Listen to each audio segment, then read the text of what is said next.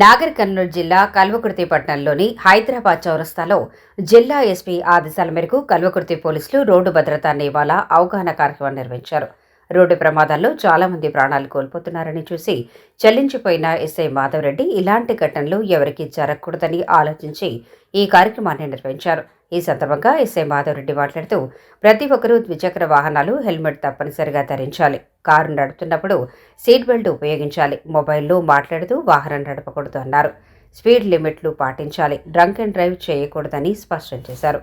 మీ కుటుంబం మీపై ఆధారపడి ఉంది, అందుకే అందరూ రోడ్డు భద్రతా నియమాలు ఖచ్చితంగా పాటించాలి అని తెలిపారు. ఈ కార్యక్రమంలో స్థానికులు, వాహనదారులు, ట్రాఫిక్ స్వాస్థికులు తదితరులు పాల్గొన్నారు. నాగర్ కర్నూలు ఎస్పీ గారి ఆదేశాల మేరకు మీకు అవగాహన కల్పించాలనే ఉద్దేశంతో మాత్రమే ఈ ప్రోగ్రాం చేయడం జరుగుతున్నది. మిమ్మల్ని ఎలాంటి ఇబ్బంది పెట్టాలనే ఉద్దేశం మాకు అసలు లేదు.